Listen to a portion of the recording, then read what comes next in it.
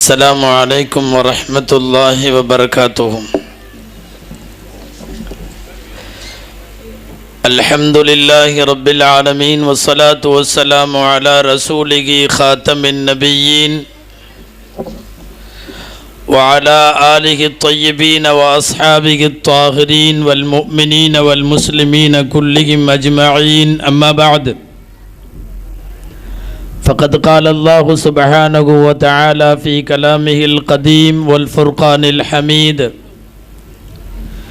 أعوذ بالله من الشيطان الرجيم، بسم الله الرحمن الرحيم. ومن يشاقق الرسول من بعد ما تبين له الهدى ويتبع غير سبيل المؤمنين نوله ما تولى ونسله جهنم وساءت مصيرا. صدق الله العظيم.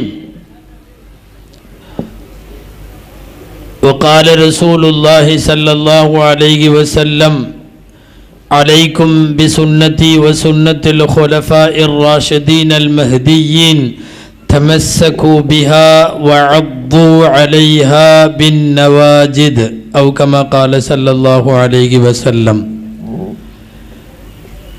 எல்லா புகழும் அல்லாஹு ஜல்லஷானுகு தஆலா ஒருவனுக்கே உரித்தாகுக. அருமை நாயகம் முஹம்மதுர் ரசூலுல்லாஹ் ஸல்லல்லாஹு அலைஹி வஸல்லம் அவர்களின் மீதும் அவர்களின் சத்திய வழியை பின்பற்றி வாழ்ந்த சஹாபாக்கள், தாபிஈன்கள், தபஅ தாபிஈன்கள், அக்தாபுகள், அவுலியாக்கள், ஷுஹதாக்கள், சாலிஹீன்கள், நாதாக்கள், பெரியோர்கள், நல்லோர்கள் நம் அனைவர் மீதும் அல்லாஹுவின் அன்பும் அருளும் என்றென்றும் நிறைவாக உண்டாவதாக. ஆமீன்.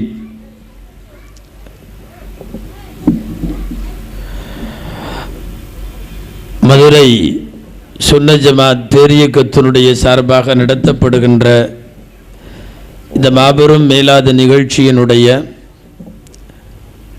சிறப்புரை ஆற்றி அமைந்திருக்கிற இப்பேரியக்கத்தினுடைய மாநில தலைவர் சங்கைக்குரிய ஹதரத் கபிலா அவர்களே,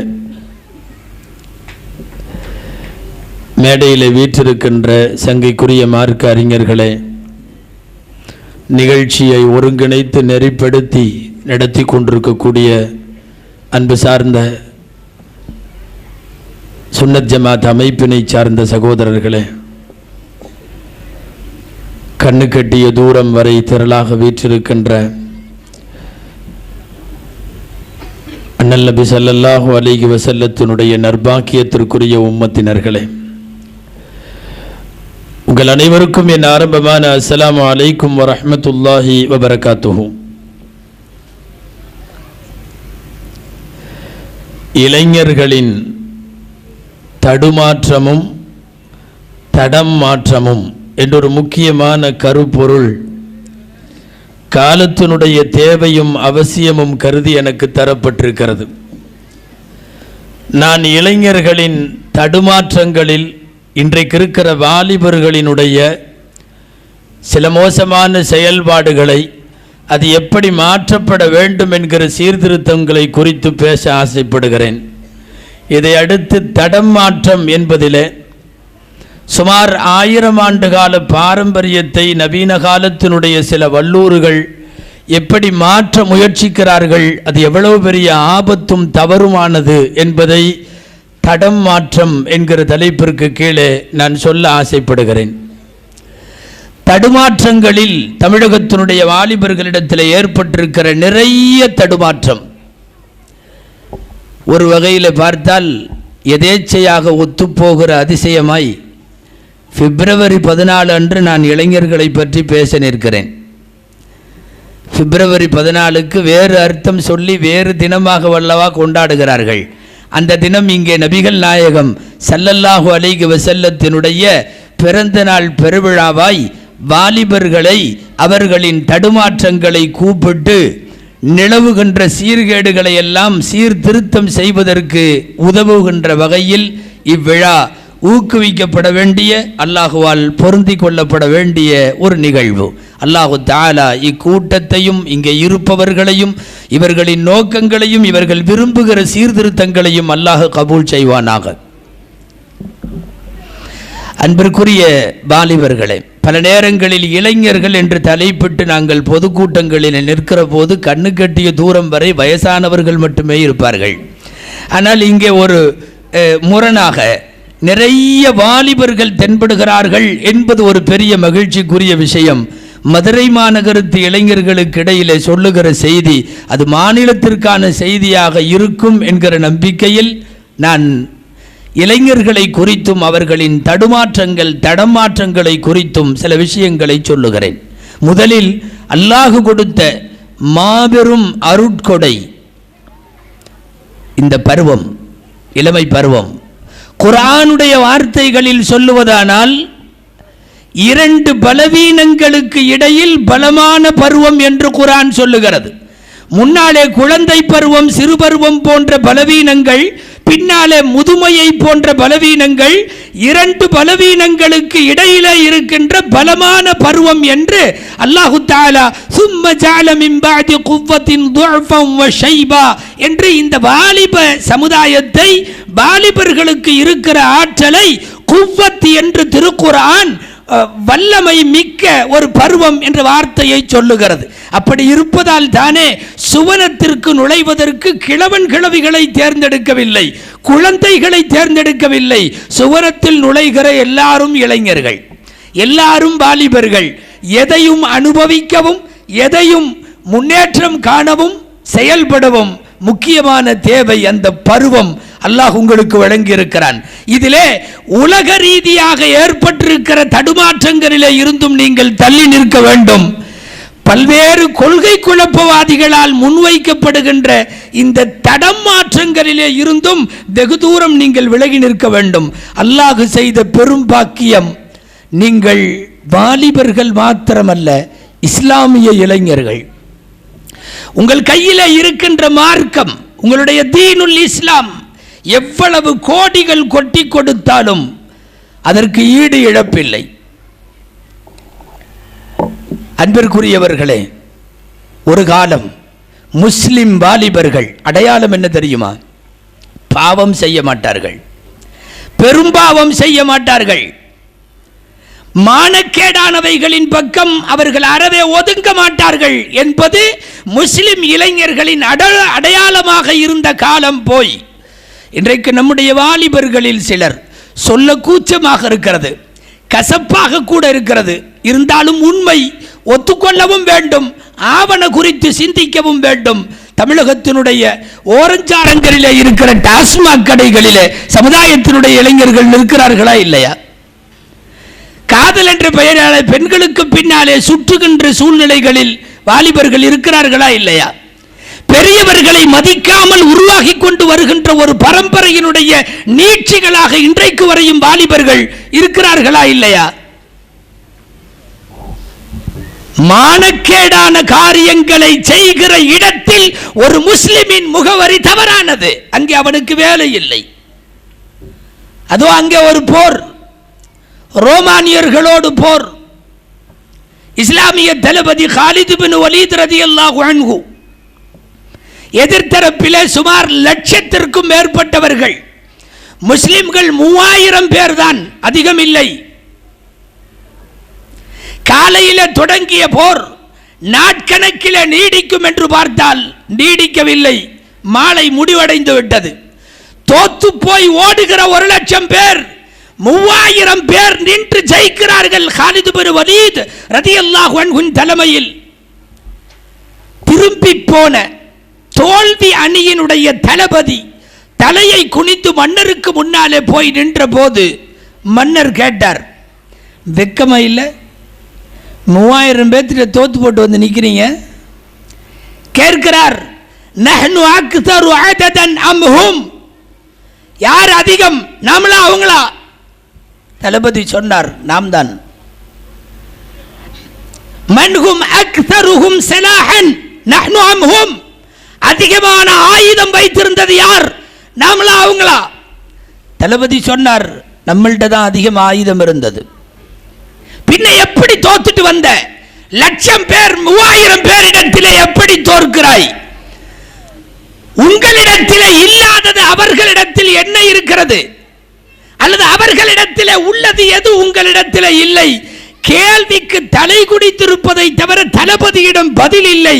ஆனால் அரசனுக்கு வெஞ்சாமரம் வீசிக்கொண்டு விசிறி வீசிக்கொண்டு சேவகராய் பக்கத்தில் இருக்கின்ற ஒரு வெள்ளைதாடி பெரியவர் சொன்னார், தோல்விக்கு காரணம் நான் சொல்லட்டுமா? அவர்கள் 3000 பேர் யார் என்று நான் சொல்லட்டுமான்னார். சொல்லுங்க. அரசருக்கு அந்த முதிய கிழவன் விளக்கினான். என்ன சொன்னான் தெரியுமா? ஹும் கௌமுன் லா யஷ்ரபூனல் ஹம்ர வலா யஸ்தஹில்லூனஹா ஹும் கௌமுன் லா யஸ்னூன வலா யஸ்தஹில்லூன். அவர்கள் அப்படி ஒரு கூட்டம். அவர்கள் மதுவை வாயில வைக்க மாட்டார்கள், மதுவை ஆகுமானது என்று கருத மாட்டார்கள். அவர்கள் அப்படி ஒரு கூட்டம். ஜினாவின் பக்கம் ஒதுங்க கூட மாட்டார்கள், ஜினாவை ஆகும் என்று கருத மாட்டார்கள். ஒரு நீண்ட பட்டியலை அந்த பெரியவர் போடுகிறார். விரிவஞ்சி விட்டுவிடலாம், இந்த அளவிற்கு போதுமானது. மானக்கேடான காரியம், அசிங்கமான காரியம், உலகத்தின் அசுத்தங்கள், பெரும் பாவங்கள் எதனுடைய நிழலின் பக்கமும் முஸ்லிம் வாலிபன் ஒதுங்க மாட்டான். இது கடந்த கால வரலாறு, சஹாபாக்கள் காலத்தில் இருந்து வரலாறு. நிகழ்காலத்தில் நாகரிகத்தின் பெயரால் ஏற்படுகிற மாற்றங்களில், கலாச்சார சிதைவுகளில் சிக்கிக் கொள்ளுகின்ற தமிழக முஸ்லிம் இளைஞன், உன்னுடைய தடுமாற்றம் மதுக்கடைகளில் தெரிகிறது, உன் தடுமாற்றம் ஒரு பெண்ணுக்கு பின்னாலே சுற்றுவதில் தெரிகிறது, உன் தடுமாற்றம் பெரியவர்களை மதிக்காத தோரணையில் தெரிகிறது. இங்கெல்லாம் இந்த தடுமாற்றங்களிலே இருந்து நீங்கள் வெளியே வர வேண்டும். ஓப்பனாக சொன்னால், அரபு நாட்டிலிருந்து அண்ணல் நபி ஸல்லல்லாஹு அலைஹி வஸல்லத்திற்கு பின்னாலும் அவர்கள் காலத்திலேயும் உலகத்தின் எல்லா பகுதிகளுக்கும் இஸ்லாம் போனது. இஸ்லாம் போனது. போன இடமெல்லாம் சஹாபாக்கள் போனார்கள். போனவர்கள் என்ன செய்தார்கள் தெரியுமா? தங்களை போல் அந்த பூமியை மாற்றினார்களே தவிர அந்த பூமியை போல இவர்கள் மாறவில்லை. இவர்கள் மாறவில்லை. ரஷ்யாவிற்கு போனார்கள், ஸ்பெயினுக்கு போனார்கள், இன்றைய கண்டுபிடிக்கப்படாத எத்தனை தேசங்கள் பகுதிகளுக்கு போனார்கள், சிந்து சமவெளி வரை வந்தார்கள், இந்தியாவின் கேரளா வரைக்கும் அதனுடைய நீட்சி தெரிகிறது. வந்த இடமெல்லாம் என்ன நடந்தது தெரியுமா? இருக்கிற இடங்களை தொப்பியாக மாற்றினார்கள், தாடியாக மாற்றினார்கள், அன்னலாரின் கோலமாக மாற்றினார்கள், இஸ்லாமிய விழுமியங்களை தாங்கி நிற்கிற சமுதாயமாக மாற்றினார்கள். அங்க இருக்கிற மாதிரின்னு இவங்க மாறி போகல. இன்றைக்கு பெரிய ஆபத்து தமிழக முஸ்லிம் இளைஞர்களை சூழ்ந்திருக்கிற ஆபத்து என்ன தெரியுமா? இவர்கள் எவனையோ பார்த்து மாறி போகிறார்களே தவிர இவனை பார்த்து மற்றவர்கள் மாறவில்லை.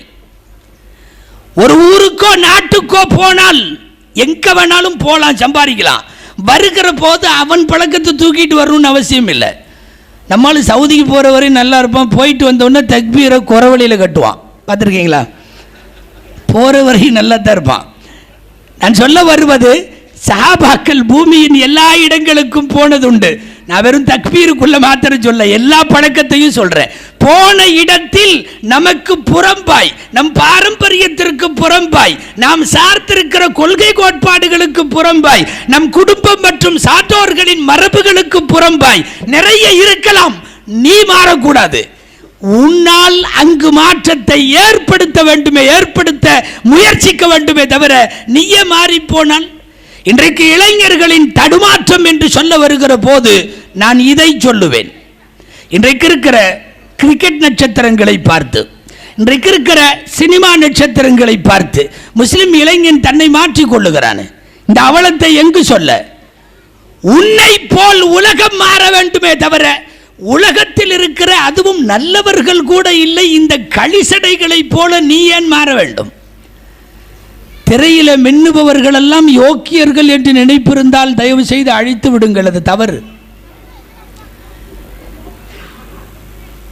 ஒரு சினிமாவை பார்த்த உடனே இவன் தன்னுடைய லைஃப் ஸ்டைலை, ட்ரெஸ் கோடை மாற்றிக் கொள்ளுகிறானே. ஒரு கிரிக்கெட் ஸ்டார் செய்வது போல செல்லுகிறானே. உனக்கு யார் முன்னோடி? உன்னுடைய இன்றைய இந்த தடுமாற்றங்களுக்கு என்ன காரணம்? ஏதாவது ஒரு படத்தில் அவன் ஒரு மாதிரியா முடி வெட்டியிருந்தா இவன் அதே மாதிரி முடி வெட்டிட்டு வர்றான். இப்போவெல்லாம் பார்த்தீங்களா, மேலே ஒரு பார்க் மாதிரி ஒன்று அமைச்சிருக்கானுங்க மண்டையில். இங்கே மதுரையில் இருக்கான்னு தெரியல, மேலே அதுக்கு என்ன பேர் எதுவும் இருக்குமில்ல, ஸ்பைக்கா ஏதோ மேலே ஒரு பூங்கா மாதிரி செட் பண்ணுறான், ஒரு பார்க்கு, சுற்றியும் கரண்டி விட்டான், எல்லா பக்கம் கரண்டி விட்டான். ஹதீசுகளிலே கூட அப்படி இருக்கிறது. ஓரஞ்சாரங்களிலே கரண்டப்பட்டு உச்சியிலே மாத்திரம் முடிவைப்பதை ஸல்லல்லாஹு அலைஹி வஸல்லம் சபித்து இறைவனுடைய ரஹமத்தை விட்டும் தூரமாக்கிய நபிமொழிகள் இருக்கிறது. இவன் பூரா கரண்டி விட்டு மேலே மட்டும் பூங்கா அமைச்சிட்டு அப்படியே வர்றான். அது ஒரு பெரிய ஸ்டைலாக இன்றைக்கு மாறி வருகிறது அல்லவா? நீங்க நுனியை தேடி வேரை தேடி புறப்பட்டால் எங்காவது ஒரு கிரிக்கெட் ஸ்டார் அந்த கட்டிங் பண்ணியிருப்பான், இல்லைன்னா ஏதாவது ஒரு திரைப்படத்தினுடைய நடிகன் ஏதாவது அதை பண்ணி இருப்பான். யார் யாரோ உன்னுடைய வாழ்க்கை தடத்தை உன் பாதையை தீர்மானிக்கிற அளவுக்கு நீ கேவலமானவனா? உன்னுடைய பாரம்பரியம் என்ன? நீ வந்த வழி என்ன? உன்னுடைய முன்னோர்கள் யார்? உலகத்திற்கே நாகரிகத்தினுடைய தந்தைகளாக வாழ்ந்தவர்கள் சஹாபாக்கள். அருமைநாயகம் ஸல்லல்லாஹு அலைஹி வஸல்லம் கற்று தந்தார்கள். இன்னைக்கு யார் யாரையோ பார்த்துட்டு இன்னைக்கு நாம பண்ற ட்ரெஸ்ஸும்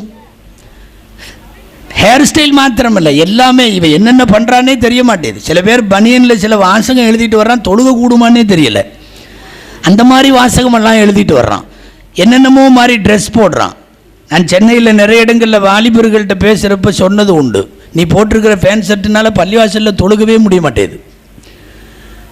லோ ஹிப்புன்னு ஒரு ஃபேண்ட்டு போடுறாங்க, அது இடுப்பு எலும்பில் நிற்கிது. அல்லாஹு அக்பர், எந்த நேரமும் எதுவும் நடக்கலாம். புரியுதா உங்களுக்கு? அபாயமான கட்டம், எதுவும் நடக்க வாய்ப்புண்டு. அது ஸ்லிப்பில் அப்படி நிற்கிது ஏதோ ஒரு இதில். சரி, சட்டையாவது பெருசா இறக்கமா போடுறான், இல்ல அது வயிற்றுல முடிஞ்சிருது ஒரு டிஷர்ட். இந்த நிலைமையில இவன் அப்படியே வந்து பள்ளிவாசல்ல தக்பீர் கட்டுறான். பின்னாடி தொழுகிறவனுக்கு சொர்க்கம்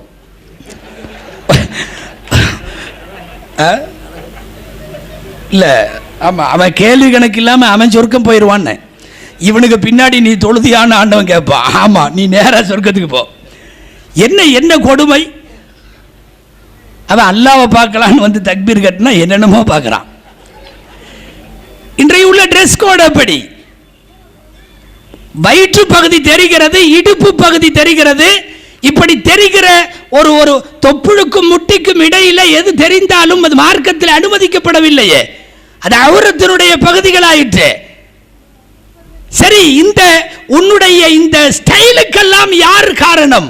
யாராவது நல்லோர்களா, நல்லடியார்களா? நான் வாலிப சமுதாயத்திற்கு ஒன்று சொல்லுவேன். உலமாக்களை பொறுத்தவரை சினிமா விஷயத்தில் ஒரு கருத்தில் நாங்கள் உறுதியாக இருக்கிறோம். என்ன தெரியுமா? உனக்கு தெரியும், ஆனால் உன்னுடைய கண்களில் இது மறைக்கப்பட்டிருக்கிறது. சினிமா எத்தனை வருஷமாக இந்த உலகத்தில் இருந்தாலும் எவனையும் திருத்தாது, எவனையும் திருத்தாது. ஆனா எவனை வேணாலும் நாசமாக்கிரும். சினிமாவை பற்றி இது 2 வரி தியரி. நீ எழுதி வைத்துக் கொண்டு யோசி, அல்லது காமி. உலகத்தில் இருக்கிற யாராவது ஒருவன் நான் இன்ன படத்தை பார்த்து என் வாழ்க்கையில மாறிட்டேன்னு சொல்றதுக்கு ஒருத்தனை கூட்டிட்டு வா பார்க்கலாம். இல்ல, இன்ன படம் பார்த்தேன் நான் மாறிட்டு அதிலிருந்து என் பெற்றோர்களுக்கு மரியாதை செய்கிறேன், அல்லது இன்ன திரைப்படம் பார்த்தேன் அதிலிருந்து நான் வந்து என்னுடைய மனைவியை நான் ஒன்றும் திட்டுறதில்லை, அடிக்கிறதில்லை. யார்? தன்னுடைய வாழ்வியல் பாடத்தை திரைப்படங்களிலே கற்றுக்கொண்டவன் ஒருவனும் இல்லை. சொல்ல போனால் சினிமா அவன் கூட தயாரிக்கிறவனுக்கு கூட தெரியும் இது பொழுதுபோக்கு அம்சம்னு. ஆனா நம்மளுக்கு தான் அதை வாழ்க்கை பாடமாக எடுத்துக்கொள்ளுகிறார்கள். சினிமா உலகத்தில் ஒருத்தனையும் திருத்தாது, ஆனா எவனை வேணாலும் கெடுத்துரும், எவனை வேணாலும் கெடுத்துரும். நல்லா இருந்தவர்கள் எப்படி எல்லாமோ போகிறார்களே வாலிபர்கள், தங்களுடைய லைஃப் ஸ்டைலை எப்படி எல்லாமோ மாற்றிக்கொள்ளுகிறார்களே, இவர்களுக்கெல்லாம் பின்னால் தயவு செய்து வெள்ளித்திரையோ சின்ன திரையோ பெரிய திரையோ சிறிய திரையோ எதுவாக இருந்தாலும் காட்டப்படுகிற மாய்மாலங்கள், ஜிகினாக்கள், மினுமினுப்புகள், அந்த நடிகர் நடிகைகளின் பளபளப்புகள் எல்லாம் போலியானவையே தவிர உருப்படுகின்ற சமுதாயத்திற்கு வழிகாட்டக்கூடியவைகளாக ஒன்றுமில்லை. இன்றைய தடுமாற்றங்களில் நிறைய இப்படிப்பட்ட தடுமாற்றங்கள். அதில் தான் இந்த பிப்ரவரி 14 தடுமாற்றமும் இருக்கு. ஆமாம், ஒரு பிள்ளைக்கு பின்னாடி அப்படியே 7 வருஷம் 8 வருஷம் சுற்றி 2 பேரும் வேற வேற பக்கம் கல்யாணம் பண்ணிட்டு போயிடுறாங்க. என்ன நடக்குதுன்னே தெரிய மாட்டேது. செலவுக்கு காசு இல்லாமல் காதலிப்பவர்கள் இன்னைக்கு நிறைய பேர். காதல்ங்கிற வார்த்தையெல்லாம் இந்த மாதிரி புனிதமான மேடைகளில் பேசுவதற்கு கூச்சமாக இருந்தாலும் மீடியாக்கள் ரொம்ப அதை தூக்கி பிடிக்கிறதுனால பேச வேண்டியது வருது. அதை என்னமோ சுதந்திரத்தின் ரேஞ்சுக்கு பண்ணிட்டானோ தெரியுமா? அல்லாஹு அக்பர். இன்னைக்கு நீங்க இங்க உட்காந்து பயான் கேட்டுருக்கிறீங்க. இன்னைக்கு இதே பிப்ரவரி 14 இங்க அன்னைக்கு சிறப்பு நிகழ்ச்சியெல்லாம் நடந்துட்டு இருக்கும். என்னன்னா, இந்த மாதிரி காதலிச்சு உருப்படாம போனதுகளை எல்லாம் கொண்டு வரிசையா உட்கார வச்சு அப்புறம் உங்கள் 2 பேர்த்தில் யார் முதல்ல அப்ரோச் பண்ணீங்க? நாட்டுக்கு ரொம்ப தேவை எது? இந்தியாவுடைய பொருளாதார வளம், இந்தியாவுடைய வல்லரசு ஆகிற கனவு எல்லாம் இதில் தான் தீர்மானிக்கப்படுது. அப்புறம் உங்களுக்கு அவர் முதல்ல என்ன கிஃப்ட் கொடுத்தாருன்னு ஞாபகம் இருக்காமா? செருப்பை கழட்டி அடிக்கணும். என்ன நடக்கிறது நாட்டில்? பிப்ரவரி 14 வர்றதுக்கு 1 மாதத்துக்கு முன்னாடியே மெசேஜ் அனுப்ப ஆரம்பிச்சிட்டான். அப்புறம் நீங்கள் என்ன கிஃப்ட் கொடுக்க நாடுகிறீர்கள்? நான் முதல்ல உன் நெட்வொர்க்கில் இருந்து கழட்டு வெளியே போகிறதுக்கு நாடுகிறேன். சுதந்திர தின ரேஞ்சுக்கல்லவா கொண்டு போய் விட்டார்கள். எனவே இது காதல் போன்ற சில்லறை சமாச்சாரங்களுக்கு உட்படுத்தப்படுகின்ற அளவுக்கு மட்டமானவன் அல்ல முஸ்லிம் இளைஞன். உனக்கு அது வேலை அல்ல. பெற்றோர்களும் பெரியோர்களும் சான்றோர்களும் பார்த்து முடிக்கிற பெண்ணை தீர விசாரித்த பின் திருமணம் செய்து கொள்ளுவதற்குள்ள காலம் இருக்க, காதல் என்ற பெயரிலேயே ஒரு காலம் வேஸ்டாகி போகிறது. ஒன்று தெரிஞ்சுக்க, மாறி மாறி இந்த மீடியாக்கெல்லாம் அதை புனிதப்படுத்திக்கிட்டே இருக்கிறான்.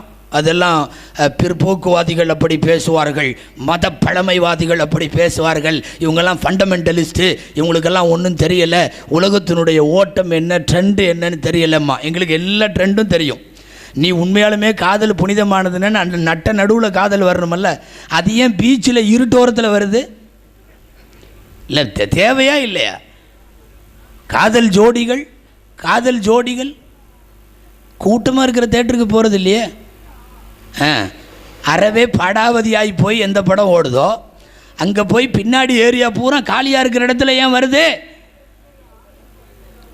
காமம். அது ஒரு பெண்ணுக்கு பின்னாலே துரத்துகின்ற அல்லது ஒரு ஆணை பெண் துரத்துகின்ற இந்த கேவலத்திற்கெல்லாம் முஸ்லிம் இளைஞன் உள்ளே வர வேண்டியதில்லை. இவனுடைய வாழ்க்கையின் மிகப்பெரிய தடுமாற்றங்களில் ஒன்று இந்த காதல். எந்த காலத்திலையும் அதெல்லாம் கரெக்டாக இருந்ததே கிடையாது. சும்மா மீடியாக்கள் திரும்ப திரும்ப தூக்கி பிடிக்கும். அப்படி செய்கிறார்கள், இப்படி செய்கிறார்கள், இது எதிர்க்கிறார்கள், ஊர் எதிர்க்கிறது, மதம் எதிர்க்கிறது, இதையெல்லாம் மட்டுப்படுத்த வேண்டும், கட்டுப்படுத்த வேண்டும் எல்லாம் பேசுவான். ஒன்றும் இல்லை. இதெல்லாம் இருட்டிலே மாத்திரம் தொடுவதை தடவுவதை பச்சையாக சொல்லுவதென்றால் சதை மோகத்திலே நடைபெறுகிற கூத்தே தவிர வேறொன்றும் இல்லை. பிப்ரவரி 14 என்கிற காரணத்தால் நான் இந்த செய்திகளை சொல்ல ஆசைப்படுகிறேன். வரலாறு முழுக்க காதலிச்சவனுக்கெல்லாம் வேறு பேர் உங்களுக்கு தெரியும். லைலா மஜ்னூனை பற்றி. மஜ்னூன்னா பைத்தியக்காரன் அர்த்தம் இல்லையா? அவன் பேர் நல்ல பேர் கைசுன்னு இருந்துச்சு. அவன் என்னைக்கு இந்த பொம்பளைகிட்ட பின்னாடி சுற்றினானா அன்னிலிருந்தான் வேறு மாதிரி ஆயிடுச்சு. மிகச்சிறந்தவன் அவன். ஹிஜ்ரி 400களில் 4வது நூற்றாண்டில் ஹிஜ்ரி 400களில் வாழ்ந்த மிகப்பெரிய பல மார்க்கத்தினுடைய மூத்த பெரியவர்களை சந்தித்தவர் அவர் கைசு. சமயங்களில் மூத்த உலமாக்களுடைய சபையில் அமர்ந்த ஆலோசனைகள் எல்லாம் கூட தந்திருக்கிறான். என்னைக்கு வேஸ்ட்டாக போனான் தெரியுமா? இந்த மாதிரி சுத்த ஆரம்பிச்சதுக்கப்புறம் தான். கடைசி வரை வேஸ்ட்டாக போய் அவன் மரணம் கூட மர்மமாக முடிந்தது என்று தானே வரலாறில் இருக்கிறது. அவன் இன்றைக்கு வரைக்கும் சரித்திரத்தில் அவன் நிலைத்து விட்டது எந்த பெயரில் தெரியுமா? சொந்த பெயர் கைஸ் என்ற பெயரில் அல்ல. அவனுடைய ஊர் உலகம் பெண்ணுக்கு பின்னாலே சுற்றுவதால் அவனுக்கு வழங்கிய மஜ்னூன் என்கிற அந்த பட்டத்தோடு. உண்மையாலுமே அது மஜ்னூன் தான். இது ஒரு விதமான பைத்தியம். அருமைநாயகம் ஸல்லல்லாஹு அலைஹி வஸல்லம் கூட அப்படி ஒரு வார்த்தை சொல்லுவார்கள், அஷ்ஷபாபத்து ஷுஅபத்தும் மினல் ஜுனூன். வாலிபம் என்பது பைத்தியத்தினுடைய ஒரு பகுதி என்று சொன்னார்கள் ஸல்லல்லாஹு அலைஹி வஸல்லம். இன்றைக்கி சும்மா ஊர் சுற்றுறதுக்காக வேண்டியே ஒரு ஆண் பெண் பழகிறதெல்லாம் இருக்குது. நம்ம பையனும் அப்படியே தினந்தோறும் காலேஜிலிருந்து கூட்டிகிட்டு வர்றது, வீட்டில் கொண்டு போய் விடுறது, பத்திரமா ஒரு வாட்ச்மேன் வேலையை, டிரைவர் வேலையை பார்த்து கடைசியில் அது துபாய் மாப்பிள்ளை எங்கள் அப்பா பார்த்துருக்காரு அப்படின்னு சொன்னோன்னே இவன் உட்காந்து நிக்காவில் பாரக்கல்லா உலக்குமா பாரக்க அலைக்குமா ஒஜமா பைனக்குமா ஃபீ கைர்னு சொல்லிட்டு வந்துடுவான். இது என்ன விதமான பழக்கம்? இது எப்படி பின்னால் சுற்றுறானே தெரியல. சில பேர் அப்படி சுற்றுறதுக்காக வேண்டிய இந்த லிஸ்ட்டில் இருக்காங்க தெரியுமா? வெறும் சுற்றுறதுக்காகத்தான். இப்போல்லாம் அந்த பசங்களோட பைக்கே ஒரு மாதிரி இருக்குது. பின்னாடி சீட்டு மெம்பர் படி அளவுக்கு தூக்கிட்டானுவோம். நீங்கள் பார்த்தீங்களா? சமதளத்தில் எல்லாம் சீட்டு இல்லை. சமதளமாக இருந்தால் குடும்பத்தினர்கள் தான் போக முடியும். பின்னாடி ஒரு 3-4 படி மெம்பர் அளவுக்கு ஏற்றிட்டான். அது பின்னாடி அந்த மாதிரி தான் அவங்க உட்காரணும்னு நினைக்கிறாங்க. இளைஞர்கள் ஒன்று தெரிஞ்சுக்கணும், நீ அந்த பின்னாடி ஏற்றுறப்பவே நீ பள்ளத்தில் விழுந்துட்டேன்னு அர்த்தம். முடிஞ்சு அதில் பாதாளத்தில் நீ விழுந்துட்டேன்னு அர்த்தம். மேலே ஏறி உக்காந்தாச்சுன்னு அர்த்தம். நிறைய கெட்டு போய் அவளுக்கு பின்னாலே சுற்றுவதை தொழிலாக கொண்டிருக்கிற தடுமாற்றங்கள், இப்படி நிறைய தடுமாற்றம். நான் தடுமாற்றங்கள் நிறைய இருப்பதால் அவைகளுக்குள்ளே போகிற போது நிகழ்ச்சியினுடைய நேரம் ஒத்துழைக்க முடியாமல் போகும். தடமாற்றத்திற்கும் வருகிறேன். தடமாற்றங்களிலே மிக முக்கியமான ஒன்று சொல்ல வேண்டும். இன்றைக்கி எல்லா இளைஞர்களிடத்திலையும் பரவி போயிருக்கிற ஒரு ஆபத்து ஒன்று என்னென்னா, இந்த விவாதம் சண்டை அப்படிங்கிறத தான் விரும்புகிறான். ஒரு நல்ல பயான் ஒரு மணி நேரம் ரசூல் ஸல்லல்லாஹு அலைஹி வஸல்லம் அவர்களை நேசிப்போம் அப்படின்னு 1 hour பேசுகிற நீ வாப்பான்னு கூப்பிட்டா வரமாட்டேங்கிறான். அதையே கொஞ்சம் வேறு மாதிரி மாற்றி சூனியம் உண்டா இல்லையா வா பார்க்கலாம், வர்ற 18ஆம் தேதிக்குள் உண்டா இல்லையா என்று பார்த்து விடுவோம், இருப்பதாக இருந்தால் சூனியம் இருக்கட்டும், இல்லாவிட்டால் சாவட்டும்னு என்னத்தையாவது எழுதி கூப்பிட்டா எல்லா பையலும் வந்து முன்னாடி உட்காந்துடுறான். என்னன்னா இந்த மோதுறதுன்ற முடிவு பண்ணிட்டானோ வர்ற தலைமுறை விவாதத்தை விரும்புகிறது, சண்டை போடுவதை விரும்புகிறது. அவரவர் கருத்துக்களை அவரவர் அமைதி வழியாக உன் கருத்தை நீ சொல்லலாம். அடுத்தவர்களை பார்த்து விரலை நீட்டி நீ ஷிர்கில இருக்கிறாய் என்று சொல்வது திமிர் தானே. நீ நாங்கள் தூய்மையானவர்கள் என்று சொல்லிக்கொள். நான் ஒன்றும் சொல்லலை, போ உன்னுடைய தூய்மை உன்னோடு இருக்கட்டும். நான் தூய்மையானவன், நீ எல்லாம் அழுக்கானவன் என்று அடுத்தவனை கை நீட்டினால், நீ எல்லாம் ஷிர்கில இருக்கிறாய் என்று அடுத்தவனை கை நீட்டினால், தூய்மைவாதம் பேசிய உலகத்தின் எந்த கூட்டமும் ஜெயிச்சதா சரித்திரமே இல்லை. நீங்கள் குறித்து வைத்துக் கொள்ள வேண்டும். ஃபிரௌனுடைய காலத்தில் இருந்து நான் சொல்லுகிறேன், நிகழ்காலத்தினுடைய வரைக்கும் தூய்மைவாதம் பேசியவர்கள் ஜெயிக்க முடியாது. இன்றைக்கி அப்படி ஒரு இதைத்தான் விரும்பலாம். ஜாதகம் ஜோசியம் உண்டா இல்லையா, ஜோசியக்காரனே என்னோடு மோத தயாரா, 3 நாள் 3 பக்கம் புதைச்சி வைக்கலாம், நீயும் புதைச்சி வை நானும் புதைச்சி வைக்கிறேன், கடைசியில் புதைச்சி வைக்கிற இடத்துல இது இல்லைன்னா நீ வந்து இதை விட்டு வெளியே போயிடுவாயா, நான் உனக்கு 1 லட்சம் ரூபாய் 1 லட்சம் ரூபாயில் ஒரு பிரச்சனையை முடிக்க பார்க்குறான். 1 லட்சம் ரூபாயில் கொஞ்ச நாளைக்கு முன்னாடி அப்படியெல்லாம் நடந்து, நான் வாலிபர்கள்ட்ட சொல்ல வர்றது, அப்பப்போ பளபளப்பாக ஏதாவது பிரச்சனை வரும், நீ ரொம்ப பெரிய இம்ப்ரெஸ் ஆகிடாதுன்னு அர்த்தம். என்னென்னா திடீர்னு தட்டாப்புடான்னு சூனியத்தின்னு 3 மாதம் தமிழ்நாடு பூரா சூனியமாக போச்சு. அப்புறம் திடீர்னு விட்டு ஒரு 2-3 மாதம் தமிழ்நாடு பூரா ஜாதகமாக போச்சு. அப்புறம் பிடிச்சி ஒரு 3-4 மாதம் பச்சை குப்பாவை கிளப்பி விட்டு நாடு பூரா பச்சை குப்பாவை போச்சு. அதுக்கப்புறம் 3-4 மாதம் கிளப்பி விட்டு சிறுக்கு ஒழிப்பாக போச்சு. இங்கே பாருங்கள், தான் வந்து அரசியலில் பாலிட்டிக்கில் ஒரு செய்தி இருக்குது என்னென்னா, தான் நிற்கணுன்னா ஏதாவது பண்ணிக்கிட்டே இருக்கணும். இது அந்த லிஸ்ட்டில் உள்ளது. நீங்கள் வேறு பெரிய எதுவும் சீர்திருத்தம் அது இதுன்னெல்லாம் நினச்சிக்க வேண்டாம். ஒன்று தெரியுமா, இறைவன் எலிக்கு எலி இருக்கு இல்லையா, எலிக்கு மாத்திரம் ஒரு விசேஷம் வச்சுருக்கான். என்ன தெரியுமா, அதுக்கு பல்லு வளரும். நம்மளுக்கெல்லாம் பல்லு வளராது, வளர்ந்தால் நம்மளை மாதிரி இருக்க முடியாது. அப்புறம் அதுக்கு பல்லு வளரும். என்ன செய்யும் தெரியுமா, அதுக்காகத்தான் அது கடிக்குது. நீங்கள் நினச்சிக்கிறது அது வந்து பெட்ஷீட்டை கடிக்குது, முசலாவை கடிக்குது, தார்பாயை கடிக்குது, துணியை கடிக்குது, எங்கே போனாலும் எலி கொறிக்குதுன்னு சொல்கிறோமல்ல. எலி கொறிக்கிறது துணியை சேதப்படுத்துறதுக்காக அல்ல, தான் சரியாக வாழணுன்னா அது கடிச்சாகணும். அடுத்தவர்களை கடித்தால் தான் வாழ முடியும் என்றிருக்கிற எலிகளை போல உள்ள சமுதாய எலிகள் சில பேர் இருக்கான். வேற வழியே இல்லை. அவர்களுக்கு யாரையாவது குதற வேண்டும், யாரையாவது கொறிக்க வேண்டும். அது தலகாணியாக இருக்கலாம், தார்பாயாகவும் இருக்கலாம், அது முசல்லாவாகவும் இருக்கலாம், ஏதாவது சட்டைகளாகவும் இருக்கலாம். எனவே கொறிக்க வேண்டும் என்ற அடிப்படையில் அவ்வப்போது சூனியம் வரும், ஜாதகம் வரும், இன்னமும் நிறைய வரும், சிறுகொழிப்புகள் வரும், பச்சை குப்பாக்கள் வரும், அடுத்தடுத்து மினாராக்கள் வரும், தர்காக்கள் வரும், பள்ளிவாசல்கள் வரும், உலமாக்கள் வருவார்கள், ஜியாரத்துகள் வரும், எல்லாம் வரும். இது வந்து தன்னை எப்போதும் மீடியாக்களினுடைய ஃப்ளாஷ் வெளிச்சத்திலே நிலைநிறுத்தி வைத்து கொள்ளுவதற்கான யுக்தியே தவிர சீர்திருத்தங்களில் மண்ணாங்கட்டியும் இல்லை. நீங்கள் அதை மாத்திரம் தெளிவாக புரிந்து கொள்ள வேண்டும். இன்றைக்கு இருக்கிற வாலிபர்கள் விவாத விரும்பிகளாகவும் அடுத்தவர்களை தரைமட்டமாக்குகின்ற அந்த தோரணையில் இருப்பதால் அப்படிப்பட்ட இளைஞர்களை மாத்திரம் பொறுக்கி எடுத்து பிறரை தாக்குவதற்கான சபைகளாய் தங்களுடைய மேடைகளை மாற்றிக்கொள்ளுகின்றவர்களின் முழக்கம் தானே தவிர இவற்றில் மிகப்பெரிய அளவில் நாம் ஆர்ப்பாட்டம், நாம் ஒன்றும் கொதித்து போய்விட வேண்டிய அவசியம் இல்லை. இவர்களுக்கு 3-4 மாதங்களுக்கு ஒரு ஸ்டண்டு தேவைப்படும். சென்னையில் நிறைய மார்க்க அறிஞர்கள் சொன்னார்கள், அட விடுங்க ஹசரத், இதை போய் நம்ம போய் பேசிக்கிட்டு அப்படின்னாங்க. ஏன்னு அவர்கள் சொல்லுகிறார்கள், இது தேர்தலுக்கானது, இதை ஏன் நாம் போய் பெருசாக பேசணும். அவர்களுக்கே நல்லா தெரியும், 2016 மேவுக்கு பின்னாடி ஷிர்க் மாநாடு போட்டால் ஒழியாது. 2000 மேலே தேர்தல் வருதுங்க, 2016 மேவுக்கு பின்னாடி மாநாடு போட்டால் ஒழியாது, முன்னாடியே போட்டாகணும். எனவே பெரிய பெரிய தலைமைகளுக்கு காட்டுவதற்காக சேர்க்கப்படுகிற கூட்டம் என்பதை தவிர சொல்லுவதற்கு வேறொன்றும் இல்லை. சொல்ல போனால் பச்சை குப்பா போல சூனியம் போல ஒரு 3 மாசத்திற்கு உங்களுக்கு சில தலைப்பு செய்தியும் பத்திரிகைகளில் நீங்கள் முன்னணியில் வருவதற்கு சில இடமும் தேவைப்பட்டது, அவ்வளவுதான். இதை தவிர வேறொன்றும் இல்லை. ஸல்லல்லாஹு அலைஹி வஸல்லம் தான் ஷிர்க் ஒழிச்சாங்க. எந்த ஆர்ப்பாட்டம் இல்லை, சும்மா சத்தமே இல்லாமல் ரொம்ப கிளீனா. ரசூல் ஸல்லல்லாஹு அலைஹி வஸல்லம் ஷிர்க் ஒழிச்ச மாதிரி ஒழிக்கலாமே. அவர் வருவார், ஒருத்தர் நிறைய திட்டுவார் ரசூல்லாவை. ஃபர்ரக்த அலிஹத்தனா சதம்த கபாயிலனா நிறைய பேசுவார். எங்களுடைய தெய்வங்களெல்லாம் திட்டுற, நீ தான் எங்கள் குடும்பங்களெல்லாம் பிரித்த, எங்கள் சொந்தங்களெல்லாம் இது பண்ண, எல்லாம் பேசி முடிச்சிடுவார். ஸல்லல்லாஹு அலைஹி வஸல்லம் மெதுவாக அவங்களுக்கே உரிய பாணியில் கேட்பாங்க, அல் ஃபரக்த முடிஞ்சிருச்சா அப்படின்னு கேட்டாங்க. முடிஞ்சிருச்சான்னு கேட்டாங்க. முடிஞ்சிருச்சான்னு கேட்ட உடனே ஸல்லல்லாஹு அலைஹி வஸல்லம் அவர்கிட்ட அவர் பேசாமல் நின்று இருந்தார். அப்புறம் ரசூலுல்லாஹி ஸல்லல்லாஹு அலைஹி வஸல்லம் கேட்டாங்க. தற்பொழுது நமது சுன்னத் ஜமாத் வாலிபர்கள் தங்களுக்கு மத்தியில் நிதி வசூல் செய்ய வருவார்கள். தாராளமான முறையில் இந்த விழாவிற்காக வாரி வழங்குமாறு கேட்டுக்கொள்கிறோம். தம்பி பயான் முடிகிற நேரத்தில் போய்க்கலாம், ஒரு 10 நிமிஷத்தில்.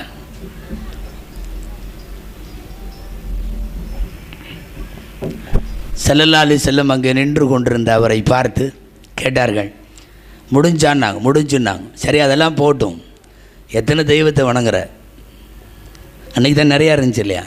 அவர் ரொம்ப அசால்ட்டாக சொன்னார், சித்தத்தன் ஃபில் அர்தி வவாஹிதன் ஃபிஸ் ஸமா, பூமியில் 6 வானத்தில் 1 மொத்தம் 7 அப்படின்னார். ஸல்லல்லாஹு அலைஹி வஸல்லம் அவரோட அந்த பாணியிலே கேட்டாங்க, ஆமாம் இந்த 7ல் எது பெருசு? வானத்தில் உள்ளவன் தான், அந்த அல்லாஹ் தான். சரி, அப்போ இந்த 6 இதெல்லாம் அவனுக்கு அடுத்த ஸ்டேஜில் இருக்குது. சரி, அல்லாஹ் ஒரு முடிவு எடுக்கிறப்போ இந்த 6 ஏதாவது தடுத்துருன்னு நினைக்கிறியா? இல்லை அதெல்லாம் முடியாது, அவன் தான். சரி, உனக்கு ஏதாவது பெரிய ஆபத்து வர்றப்ப நீ இந்த 6 கூப்பிடுவியா, மேலே உள்ளவனை கூப்பிடுவியா? இல்லை, மேட்ரு பெருசாக இருந்தால் அவங்கள தான் கூப்பிடுவேன். யார்? அல்லாவை தான் கூப்பிடுவேன். சரி, உன்னுடைய ஆபத்துகளில் அவனைத்தான் அழைக்கிறாய், அவன் எடுக்கிற முடிவை இந்த 6 ஒன்றும் பண்ண முடியாதுன்னு சொல்கிற, அப்போ நேராக அவனை மட்டும் வணங்கிட்டு போயிடலாமே, எதுக்குப்பா இந்த 6 அப்படின்னாங்க. சபை முடிந்து போகிற போது அவர் களிமா சொல்லிட்டு போயிட்டார். Just simple. 4 வார்த்தை பேசி பரம்பரை ஷிர்க்கு காணாமல் போய்விடும். இங்கே 4000 நாடகமெல்லாம் நடத்தி நாட்டையே கூறு பண்ணி அடாடாடாடாடா. ஷிர்க்கு ஒழிப்பு என்பது பிரம்மாண்டங்களுக்கான பெயர் அல்ல. ஷிர்க்கு ஒழிப்பு என்பது பளபளப்பு பேனர்களுக்கான பெயர் அல்ல.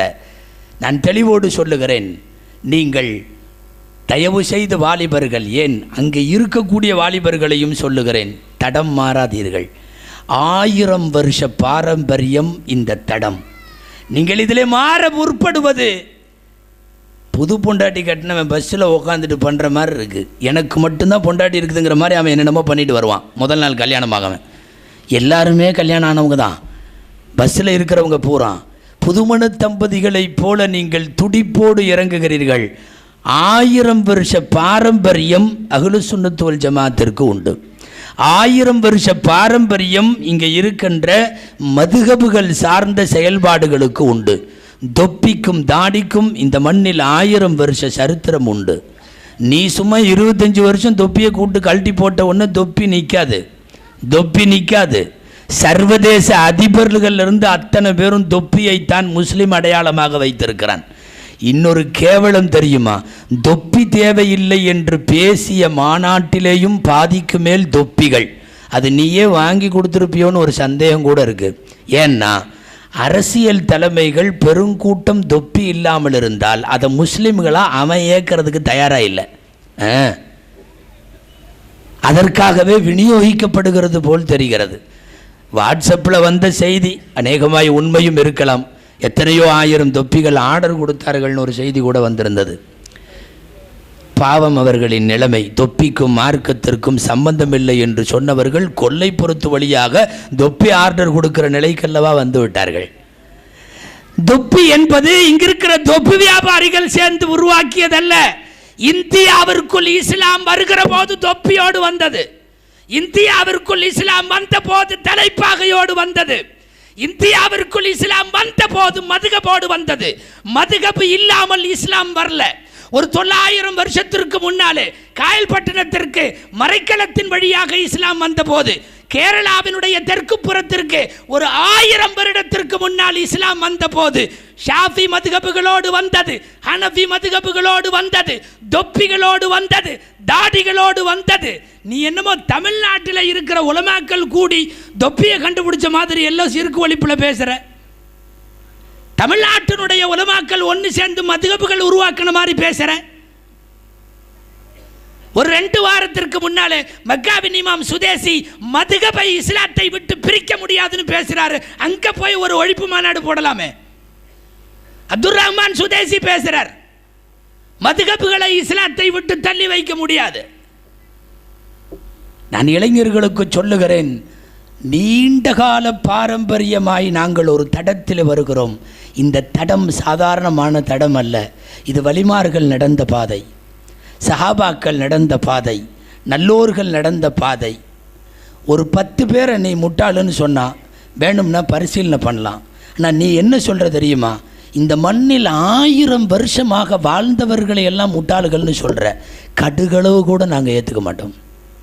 வடிகட்டிய முட்டாள்களாக உங்களைத்தானே சொல்ல முடியும். 1000 வருஷ தடம். இந்த தடத்தில் இருந்து மட்டும் வாலிப சமுதாயமே மாறிடாத. அப்பப்போ சில ஜிகுனாக்கள் உனக்கு காட்டப்படும். சில பளபளப்பாக சில செய்திகள் முன்வைக்கப்படும். எதுக்கு 4? ஹனஃபியா, ஷாஃபியா, மாலிகா, அம்பல், எதுக்கு 4? எதுக்கு? எல்லாம் ஒன்று. இஸ்லாம் ஒன்று, இறைவன் ஒன்று, கிதாப் ஒன்று, ரசூல் ஒன்று, அடா ஒன்று, இதை ஒன்று. 4 இருந்தால் என்ன? உனக்கு ஒன்று தெரியுமா? இந்த 25 வருஷமாக தமிழ்நாட்டில் எத்தனை அவமானம் எங்களுக்கு வந்திருக்குது தெரியுமா? முஸ்லீம்களுக்கு குறிப்பாக போலீஸ் ஸ்டேஷனில், நீதிமன்றத்தில் எல்லாம். ஆனால் நாங்கள் 900 வருஷமாக ஹனஃபி ஷாஃபி சண்டை போட்டுக்கிட்டதே இல்லை தெரியுமா? நான் தொடுகிறேன், நான் விரலை நீட்டி விட்டு உடனே மடக்குகிறேன். நான் ஹனஃபி. எனக்கு பக்கத்தில் ஒரு சகோதரன் தொடுகிறான், அவன் ஷாஃபி. நீட்டிய விரலை கடைசி வரை நீட்டிக்கொண்டே இருக்கிறான். நாங்கள் எந்த காவல்துறையிலும் இதுவரையிலும் புகார் செய்ததில்லை. எங்களுக்கிடையில் சண்டை வந்ததில்லை. மடக்கியவனும் நீட்டியவனும் கருத்து வேறுபாடு கொண்டு திட்டிக் கொண்டதாக வரலாறு இல்லை. 900 வருஷமாக மதுகபுகளோடு இந்த மண்ணிலே வாழ்ந்த எங்களுக்கு, எங்களினுடைய பாரம்பரியமான இந்த பாதைக்கு எந்த பிளவும் வந்ததில்லை. நீதிமன்றத்தினுடைய அந்த கதவுகளை போய் நாங்கள் தட்டினதே இல்லை. என்றைக்கு தமிழ்நாட்டில் நீட்டப்பட்ட விரல் ஆட்டப்பட்டதோ அங்கிருந்து தொடங்கியது சண்டைகள். நாங்கள் 900 வருஷமாக அப்படியெல்லாம் எந்த ஸ்டேஷன்லையாவது போய் நின்றுக்கிறோமா? எனவே ஜமாத்துகளை பிரிப்பதும் பிளப்பதும், கபிரிஸ்தான்களை பிரிப்பதும் பிளப்பதும், நிகா புத்தகங்களை பிரிப்பதும், ஏன் ஒரு குடும்பத்தையே பிரிப்பதும், தமிழகத்தினுடைய முன்னணி பத்திரிகை ஹிந்து எழுதியிருப்பது போல வீட்டிலே இருக்கிற பெற்றோர்களை இந்த பாவிகள் பிரிக்கிறார்கள். எவ்வளவு பெரிய அழுத்தமான குற்றச்சாட்டு தெரியுமா? எழுதியவன் கைகளுக்கு பொன்னால் மோதிரமிட வேண்டும், வெள்ளியால் மோதிரமிட வேண்டும், அந்த கைகளுக்கு வாழ்த்து சொல்ல வேண்டும். தமிழகத்தில் ஒரு பாரம்பரியத்தை உடைக்கிற வேளையில் இவர்கள் கடந்த காலங்களிலே ஆற்றி வருகிற விஷமத்தனத்தை ஒட்டுமொத்தத்தையும் தொகுத்து கொடுத்த பத்திரிகைக்கு கோடானும் கோடி நன்றிகள். எவ்வளவு செய்திகள்! எனவே நான் இளைஞர்களிடத்தில் சொல்லுகிறேன், உங்களுடைய மூதாதையர்கள் கடந்து வந்த பாதையில் இருந்து தடத்தில் கொஞ்சம் கூட நீங்கள் மாறாதீர்கள். எந்த காலத்திலேயும் அப்படி மாறிப்போனவர்கள் ஜெயித்து விடவில்லை என்பதை நினைத்து கொள்ளுங்கள். காலஞ்சென்று முன்னாடி போனவங்க பூரா முட்டை பயலுகன்ற முடிவுக்கு வந்துடுறான். உனக்கு ஒன்று தெரியுமா? நீ எல்லாம் ஹஜ்ஜுக்கே போகக்கூடாது. சொல்ல போனா ஹஜ்ஜு எதுக்கு தெரியுமா? ஹஜ்ஜு எதுக்கு தெரியுமா? முன்னோர்களை மதிக்க பழகிக்கொள் என்று பாடம் நடத்த தான் உன்னை கூட்டு போறான். வேற ஒண்ணுமே இல்லை ஹஜ்ஜில். அந்த அம்மா ஹாஜரா அம்மா ஓடின இடத்துல அவங்கள மாதிரி ஓடுங்கிறான். அவர் இப்ராஹிம் அலைஹிஸ்ஸலாம் சுத்தின மாதிரி சுத்துங்கிறான். அவர் கல்லெரிச்ச மாதிரி அங்கே நின்று எறிங்கிறான். ஸல்லல்லாஹு அலைஹி வஸல்லம் முத்தமிட்ட மாதிரி அஜ்ருல் அஸ்வத முல்லமுத்து. என்ன தெரியுமா? எல்லாம் நினைவு சின்னங்கள். நினைவு சின்னங்கள் குறித்து வைத்துக் கொள்ளுங்கள். ஹஜ் என்பது முன்னால் வாழ்ந்த முதியோர்களை மதிப்பை எப்படி செய்ய வேண்டும் என்பதை முஸ்லிம்களுக்கு கற்றுத்தருவதற்கு இறைவன் கொடுக்கிற பாடம் அது ஹஜ். ஹஜ்ஜில் வேற என்ன இபாதத் இருக்குன்னு சொல்லு பார்க்கலாம், இல்லை வேற என்ன இருக்கு சொல்லு பார்க்கலாம். திரும்பிய திசையெல்லாம் கபர் ஜியாரத்து. மக்காவின் திரும்பிய திசையெல்லாம் வாழ்ந்து முடித்த நபிமார்கள், அவர்களின் குடும்பம், குழந்தையின் நினைவு கூட. உலகத்தில் இருக்கிற முஸ்லீம்களை கூப்பிட்டு தண்ணி இல்லாமல் அந்த அம்மா ஓடினதுக்கு இவன் தண்ணி பாக்கெட்டோட ஓடுறான்ல, தண்ணியை தோலில் வச்சுக்கிட்டே ஓடுறான். எதுக்குப்பா ஓடுற? அந்த அம்மா ஓடிச்சு, அந்த அம்மா தண்ணி இல்லாமல் ஓடிச்சு, நீ ஏன் ஓடுற? அல்லாஹ் சொல்லுகிறான், மூத்தவர்களை, முதியவர்களை, முன்வாழ்ந்த பரம்பரையை அல்லாஹுவுக்கு அவங்க செயல்பாடு பிடிச்சி போயிருச்சுன்னா உலகத்தை பூரா செய்ய வைக்கிறான். நான் சொல்ல வர்றது, இந்த பாரம்பரியத்தினுடைய பாதை இருக்கிறதல்லவா, இந்த தடத்தில் இருந்து கொஞ்சம் கூட மாறிடாத. இந்த தடம் அல்லாஹுவால் ஆசிர்வதிக்கப்பட்ட தடம், அது மாத்திரம் சத்தியம். 30 வருஷத்தில் மூளைக்கு மூளை மேடை போட்டதுனால ஒரு பெரிய பாரம்பரியத்தை தூக்கி வெளியே போட்டுடலான்னு நினைக்கிறியா?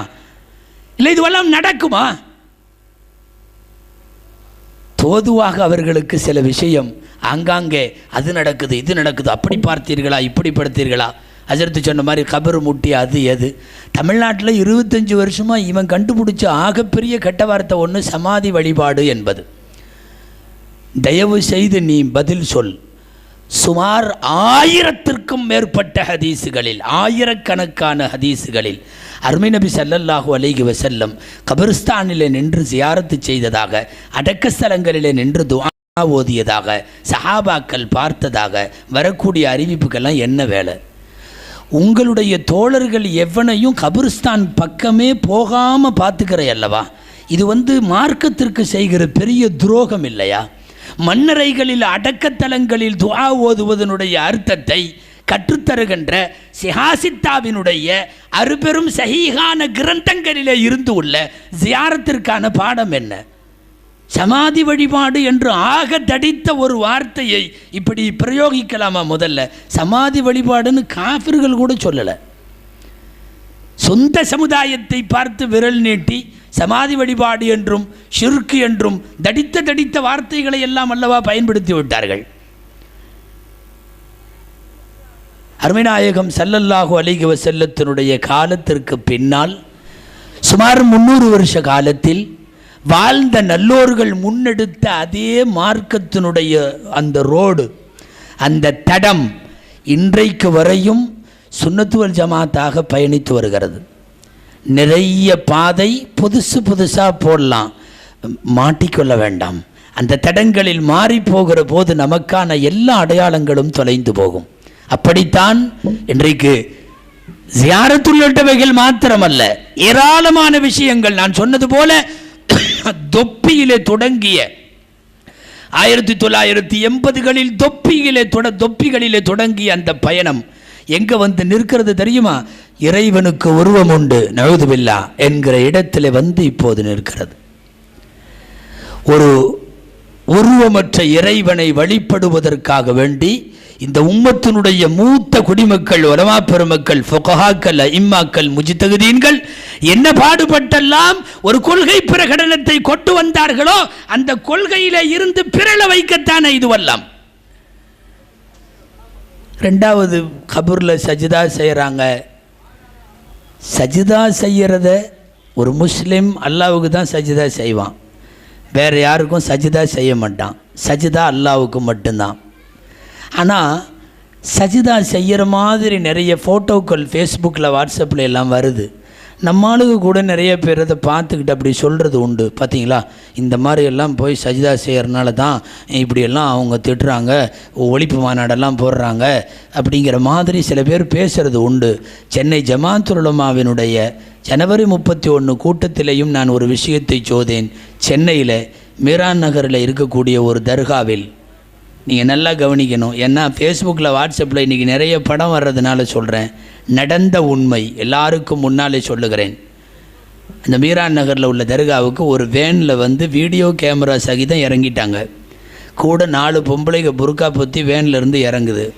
கேமராவை எல்லாம் எடுத்து செட் பண்ணி வீடியோ கேமராவை, அங்கே உள்ள முஸ்லீம்கள் கூட அந்த தர்காவுக்கு போகிறதில்லை யாரும். அது ஒரு சின்ன தர்கா, யாரும் ஜியாரத்து கூட பண்ணுறதில்லை. அந்த தர்காவுக்குள்ளே இந்த 4 பொம்பளையும் போய் சஜிதா செய்ய வச்சு வீடியோ கேமராவில் படம் பிடிக்கிறாங்க. ஷிர்க் ஒழிப்பு மாநாடு நடத்துகிற தோழர்கள் நீங்கள் கவனிக்கணும், பொய் சொல்லலை. ஒரு இயக்கத்தின் மீதோ இளைஞர்கள் மீதோ அபாண்டமாக பழி சொல்கிறது இங்கே நோக்கமல்ல. அங்கேருந்து ஃபோன் வந்தது, நிறைய உலமாக்களுக்கு ஃபோன் வந்தது. திடீர்னு வேனில் வந்து இறங்குனாங்க, 4 பொம்பளைகளை சஜிதா செய்ய வச்சு வீடியோ கேமராவில் பதிவு செய்கிறாங்க, நாங்கள் என்ன பண்ணுறது அப்படின்னு ஃபோன் வந்தது. அதற்கு பிறகு நான் சென்னை மாவட்ட ஜமாஅத் உலமா சபை தலைவருடைய நம்பர் கொடுத்தோம். அவங்க ஜமாஅத் உலமா சபையினுடைய தலைவர் ஆங்காங்கே பக்கத்தில் உள்ள இளைஞர்களை எல்லாம் போக சொல்லி உடனடியாக சொல்லி எல்லாரும் போன உடனே அவசரமாக பேக்கப் ஆகி வேன் கிளம்பிருச்சு. என்ன தெரியுமா, சஜிதா செய்வதை வேண்டுமென்றே தங்கள் பெண்களை விட்டு சஜிதா செய்ய வைத்து படம் எடுத்து கபறுகளில் நடக்கும் அனாச்சாரம் பாரீர் அப்படின்னு சொல்லி சமூக வலைத்தளங்களில் இவன் பரப்பி விடுறதை பார்த்துட்டு நம்மாளுக சில பேர் உச்சி கொட்டுறது உண்டு. தயவு செய்து தெரிந்து கொள்ளுங்கள், பூசாரியின் கால்களில் இருப்பது போல், விபூதிகளை சுற்றி கொள்வது போல், கோவிலை வலம் வருவது போல், பூசாரிகளின் வெற்றுடம்புகளுக்கு கீழே இருப்பது போல், கபர்களில் சஜிதா செய்து கொண்டிருப்பது போல் காட்டப்படுகிற நிறைய காட்சிகள் படம் எடுக்கப்பட்டவை தானே தவிர அது ஏற்கனவே நடந்து கொண்டிருப்பதை நிதர்சனம் அல்ல. இல்லை, இது எதுக்கு இதெல்லாம் இப்படி உருவாக்கி காட்டி? மானமுள்ள முஸ்லிம் அவன் அவ்வளவு சீக்கிரம் யாருக்கும் சஜிதா செய்ய மாட்டான் அல்லாஹ்வை தவிர. இவனுடைய கலிமா வணக்கத்திற்குரியவன் அல்லாஹுவை தவிர வேறு யாரும் இல்லை. தமிழ்நாட்டில் இருக்கிற சுமார் 1,10,00,000 முஸ்லிம்கள், அத்தனை பேருடைய குறிப்பாக பரவலாக சுன்னத்துவல் ஜமாத்தை சார்ந்த எல்லாருடைய கலிமா என்ன தெரியுமா? வணக்கத்திற்குரியவன் அல்லாஹுவை தவிர வேறு யாரும் இல்லை. இப்படி சொன்னவனை பார்த்து சிறுக்குன்னு சொல்கிறதுக்கு எவ்வளோ பெரிய தடித்த நாவு வேண்டும். அவ்வளவு சீக்கிரம் யாரும் அப்படி சஜிதா செய்து விட மாட்டார்கள். இவர்கள் போலியாக பரப்புகிற செய்திகள் இவைகள். ஒருத்தர் இருந்தார், மார்க்க பெரியவர், ஹாஜா பாக்கிபில்லான்னு, அவங்களுக்கு ஹாஜா அபூபக்கர் பாக்கில்லானின்னு பேர். இஸ்லாமிய தூதராக வேறு ஒரு நாட்டுக்கு போக வேண்டியது வந்துச்சு. அந்த நாட்டினுடைய அரசன், அவன் பதவி ஜனாதிபதி, அவனுக்கு எப்போவுமே ஒரு டேஸ்ட் உண்டு. என்னென்னா, யார் வந்தாலும் நேராக அவன் காலில் விழுவணும், அதாவது அவனுக்கு சஜிதா செய்யணும். எல்லாம் வந்த உடனே சொன்னாங்க அமைச்சர்கள்லாம், ஹாஜா அபூபக்கர் பாக்கில்லானி அரசு முறை பயணமாக உங்களை சந்திக்க வர்றார், வரட்டும். ஆமாம், வந்த உடனே சஜிதா கரெக்டாக செஞ்சுருவார்ல? இல்லை, அப்படியெல்லாம் செய்ய மாட்டார். இன்னும் சில பேர்த்துக்கு அந்த இருக்கைக்கு போன உடனே காலில் உழுக வச்சிடணுங்கிற மாதிரி ஒரு டேஸ்ட் வந்துடும் போல் தெரியுது. இதுக்குள்ளே விரிவாக போக வேண்டியதில்லை. அந்த சிம்மாசனங்களுக்குன்னே அந்த மாதிரி ஒரு டேஸ்ட் இருக்கும் போல் தெரியுது. அவனுக்கு அப்படி ஒரு டேஸ்ட் என்னென்னா சஜிதா செய்ய வைக்கிற டேஸ்ட்டு. நம்ம கேட்டான், யார் வர்றது? அபூபக்கர் பாக்கில்லானி. சரி, சஜிதாவெல்லாம் செஞ்சுருவார்ல கரெக்டாக? இல்லை, அவர் அப்படியெல்லாம் செய்ய மாட்டார். சரி பரவாயில்ல, கொஞ்சம் குனிய சொல்லு, ருக்குவை மட்டும் செய்ய சொல்லி பார்க்கலாம். ஆனால் அது அதிகம் அநேகமாக அவர் செய்ய மாட்டார். அவங்கெல்லாம் வந்து அந்த நிமிர்ந்த நன்னடை, நேர்கொண்ட பார்வை, நிலத்தில் யாருக்கும் அஞ்சாத நெறி, நிமிர்ந்து தான் நிற்பார். சரி வர சொல்லுன்ட்டான். போனால் அரச வாயிலில் நுழையிறதுக்கு ஒரு பிரதான வாயில் இருக்கும் இல்லையா, அதை மூடிட்டான். அதை மூடிட்டு, ஏன்னா இந்த ஆள் தானாக குனிய மாட்டார், இவரை குனிய வச்சிடலான்னு முடிவு பண்ணி ஓரத்தில் அந்த பிரதான வாயிலுக்கு பக்கத்தில் 2 குட்டி கேட்டிருக்கும். அந்த காலத்தில் நம்ம வீடுகள் எல்லாம் குனிஞ்சு போவோம் தெரியுமா? இப்போ தானே நிமிந்து பார்த்தா கழுத்து சுழுக்கிற அளவு கட்டுறோம். அப்போல்லாம் சின்னதாக இருக்கும் தெரியுமா? அந்த மாதிரி சின்ன தாழ்வாரம் ஆட்டோமேட்டிக்காக அதில் போகிறதுன்னா ஒருத்தர் குனிஞ்சிட்டு தான் போக முடியும்.